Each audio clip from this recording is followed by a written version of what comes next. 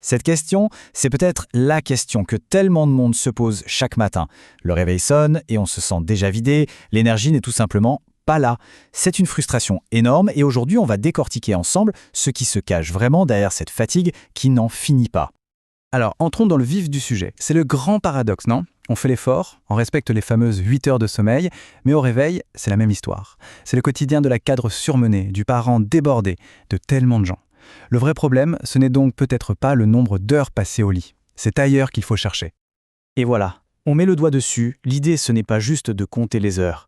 Parce que soyons clairs, on peut rester au lit 10 heures si la qualité du sommeil est mauvaise, si le stress nous fait avoir des micro-réveils toute la nuit, eh bien la batterie ne se recharge pas. On se lève aussi épuisé que la veille. Pour y voir plus clair, voici le programme. On va commencer par ce paradoxe du sommeil, puis on va démasquer 7 voleurs d'énergie qui se cachent souvent très bien. Ensuite, on verra les pièges classiques à éviter et on terminera avec un plan d'action concret pour retrouver de la vitalité. On attaque donc avec ce fameux paradoxe du sommeil. L'idée que dormir plus ne suffit pas, ça nous oblige à regarder au-delà de l'horloge pour trouver les vrais coupables de la fatigue. Et ça nous amène tout droit à la suite. Alors, qui sont-ils ces saboteurs invisibles qui nous pompent notre énergie jour après jour? On en a identifié 7 et vous allez voir, ils se cachent souvent dans nos habitudes les plus banales, celles auxquelles on ne pense même pas. Le premier coupable, c'est un grand classique, le stress. Il vient hacher notre nuit, il nous empêche d'atteindre les phases de sommeil vraiment réparatrices. La solution, c'est de créer une sorte de sas de décompression avant de dormir. Et ça commence par un geste simple, couper les écrans. Leur lumière bleue dit à notre cerveau, c'est le jour, reste éveillé. Et puis intégrer des techniques de respiration comme le pranayama, ça peut littéralement changer la donne en calmant tout le système nerveux. Le deuxième voleur d'énergie, la fameuse charge mentale. Quand notre cerveau tourne à plein régime sans jamais s'arrêter, il s'épuise. C'est logique. Il ne s'agit pas de tout arrêter, bien sûr, mais d'intégrer des micro-pauses. Juste 5 minutes toutes les heures. Ça peut paraître peu, mais c'est suffisant pour appuyer sur le bouton reset et empêcher le stress de s'accumuler. Ça, c'est un point super intéressant. L'impact physique des émotions qu'on n'exprime pas. Elle crée une sorte de tension de fond dans le corps, un bruit permanent qui consomme une énergie folle. Des méthodes comme la méthode Sedona ou le TRE qui utilisent des tremblements pour libérer les tensions sont justement conçues pour évacuer ce poids.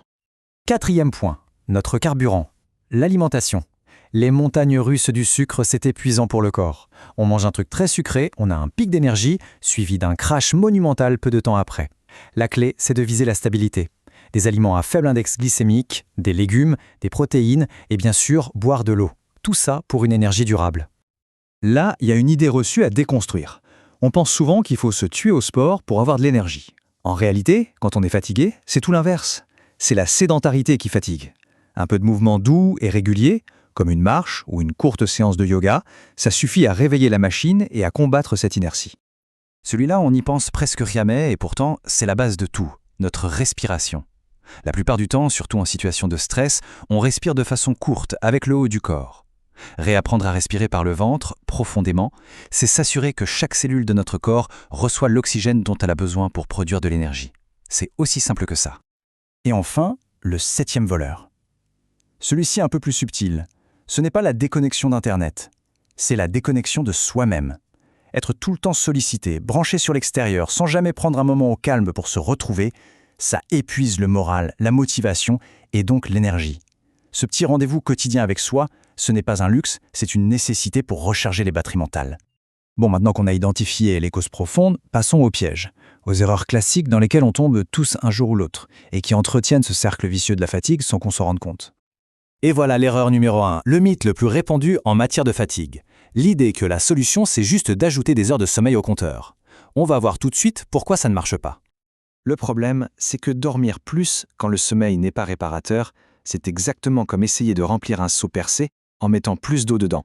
Ça ne sert à rien. L'action vraiment efficace, c'est de réparer le seau, c'est-à-dire d'améliorer la qualité de la nuit, pas seulement sa longueur.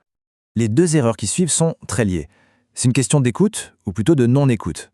La première, c'est de faire la sourde oreille aux signaux du corps, les tensions, l'irritabilité.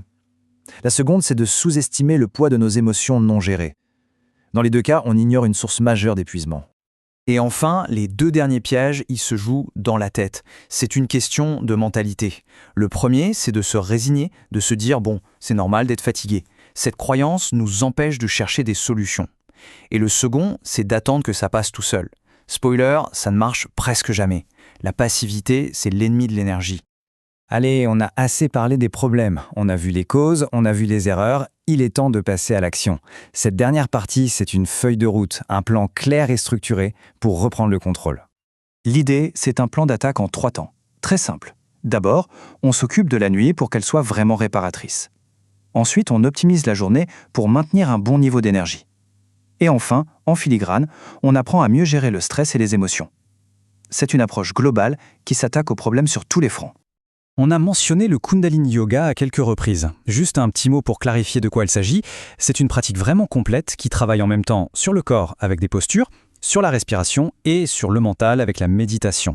C'est un outil très efficace pour réveiller son énergie vitale tout en apaisant l'esprit.